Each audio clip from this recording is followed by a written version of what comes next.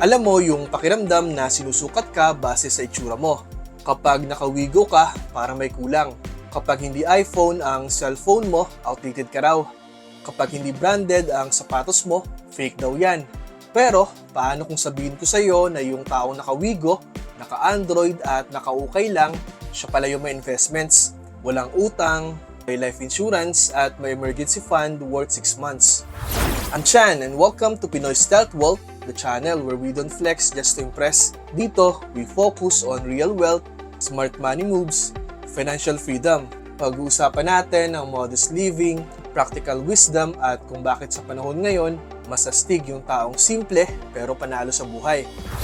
Part 1. Ano ba talaga ang stealth wealth? Simple lang. Stealth wealth is when you live quietly rich. Hindi dahil bongga ka sa social media, kundi dahil panatag ka sa financial life mo. You live below your means, not because you're poor, but because you're wise. Stealth wealth means tahimik ka lang, pero may diskarte ka. May plano, may fallback. In Filipino terms, hindi ka loud pero may ipon ka. Hindi ka flashy pero may investments ka. Hindi ka viral pero may financial peace of mind ka. Sa culture natin na sobrang exposed sa social media, napakadaling ma-pressure. Lalo na sa Pinoy flex culture. May bonus, bili agad ng bagong phone. May bagong trabaho, OOTD post with hashtag corporate life. Nagkaroon ng side hustle, flex agad ng lifestyle upgrade. Pero sa stealth wealth lifestyle, baliktad, tahimik, practical, pero solid.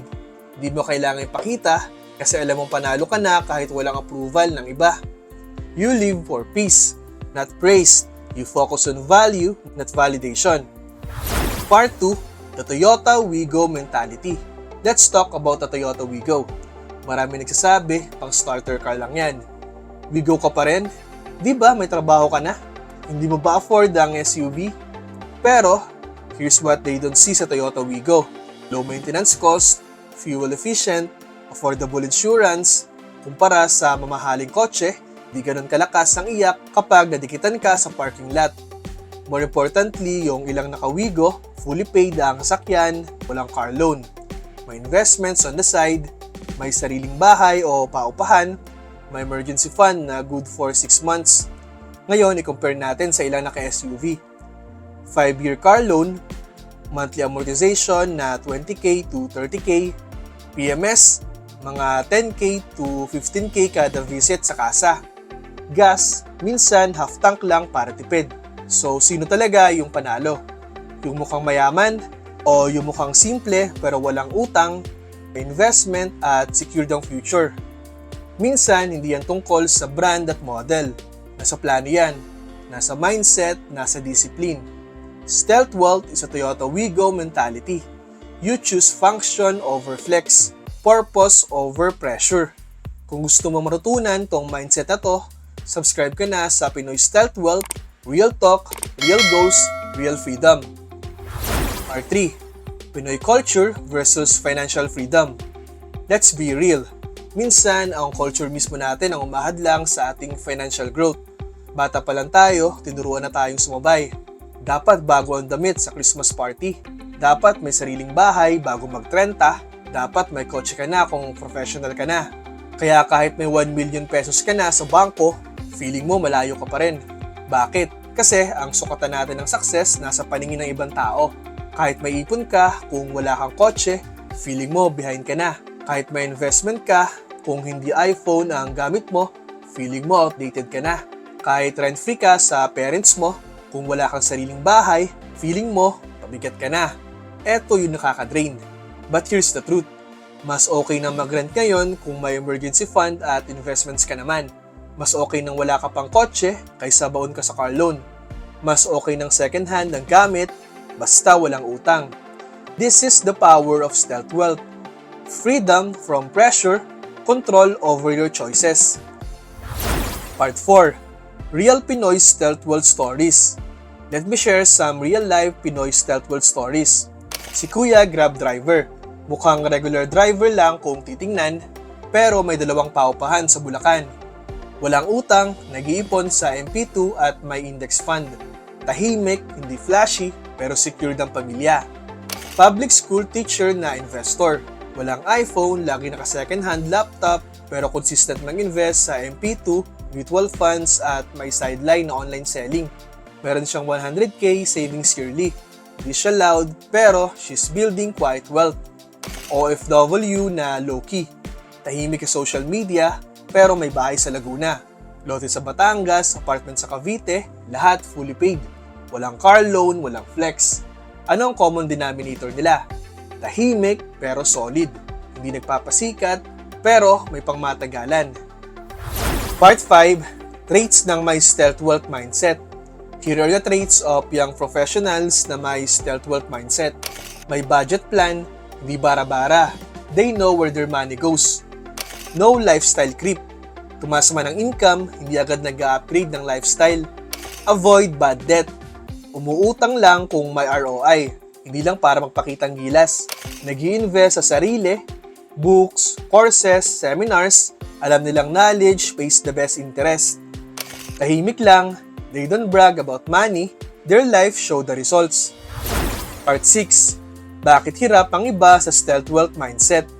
So, bakit hirap ang karamihan na yakapin ang stealth wealth lifestyle? Number 1. Peer pressure. 30 ka na, dapat may kotse ka na. Wala ka pa sariling bahay? Sayang naman ang renta mo.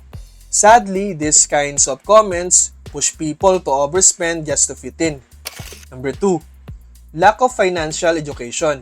Wala nagturo sa atin ng compound interest, insurance, or emergency funds sa bahay man o sa school. Number 3. Social media pressure. Everyday may bagong trend na OOTD, travel goals, bagong iPhone, papaisip ka tuloy. Am I falling behind? Number 4. Family obligations. Let's be real.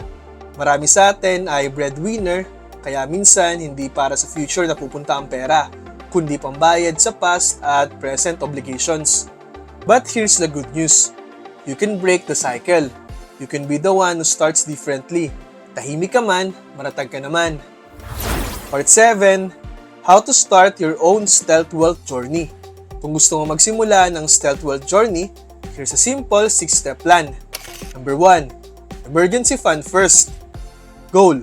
At least 3 to 6 months worth of expenses. Kung ang gastos mo ay 20k per month, aim for 60k to 120k na emergency fund. Number 2. Live below your means.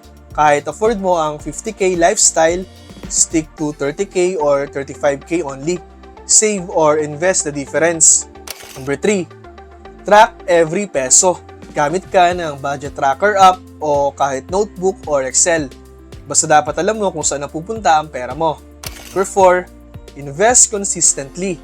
MP2, stocks, kahit 1,000 pesos per month, basta regular ang hulog. Number 5. Ignore lifestyle pressure. Hindi mo kailangan sumabay, yung goals mo ang priority mo, hindi yung approval ng iba. Number 6. Get insurance. Life, health, and accident insurance are protection, not expenses. Isa yan sa most ignored wealth tools ng mga Pinoy. Part 8. Why stealth wealth mindset will change your life. Pag niyakap mo ang stealth wealth mindset, eto ang benefits. Mas kalmado ka sa buhay, mas confident ka sa decisions, mas secure ka kahit mawalan ka ng trabaho, di mo na kailangan ng social media validation. May choice ka to stay, to rest, to grow on your own terms. You don't need a 5-star lifestyle. You need a 5-year plan that gives you peace, stability, and freedom. That's real wealth. That's stealth wealth. So next time na makita mo yung kapitbahay mo Naka-Wigo, huwag mong ismulin. Malay mo, fully paid na pala yan. May lote pa sa probinsya, may investments, may life insurance, may peace of mind. Tandaan, hindi lahat ng simple ay mahirap at hindi lahat ng magarbo ay mayaman. Sa panahon ngayon, ang tunay na astig ay yung taong kayang bumili pero piniling hindi muna. Kasi alam niya may mas mahalaga pa. Peace of mind, stability, freedom. Kaya kung gusto mong matutunan paano maging wais, simple pero panalo sa buhay, subscribe ka na sa Pinoy Stealth Wealth at sama-sama nating patunayan, hindi man tayo flashy, pero future natin, steady at happy. Subscribe na and see you in the next video.